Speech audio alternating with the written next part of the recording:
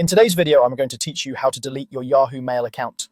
Before we begin, a quick heads up. Deleting your Yahoo account is permanent and affects all Yahoo services tied to it, not just mail. That can include things like contacts, calendars, subscriptions, and any data stored in other Yahoo products. If there's anything you want to keep, take a moment to back it up first and make sure important accounts elsewhere aren't using this address for recovery or sign-ins. All right, let's get started. Open your web browser and go to yahoo.com.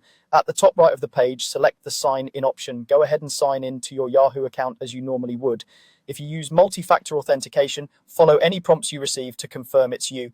Once you're signed in, look again to the top right and click your profile icon. In the menu that appears, choose Manage Your Account. This takes you to your account settings area where you can review security and privacy options. From here, go to Privacy Controls. This is where Yahoo centralizes options related to your data.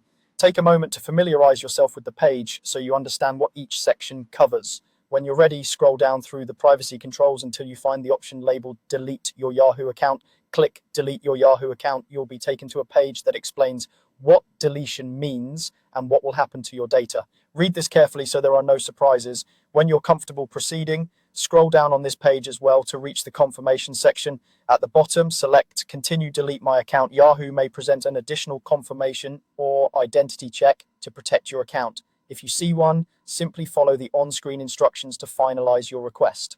After you confirm, Yahoo begins the deletion process. In many regions, there's a waiting period during which the account is deactivated before it's fully removed.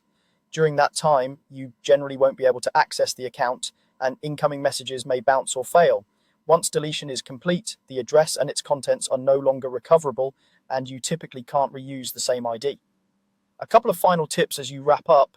Update any services that use this Yahoo address for sign-in or recovery so you're not locked out later, and let important contacts know about your new email so you don't miss anything critical. And that's it.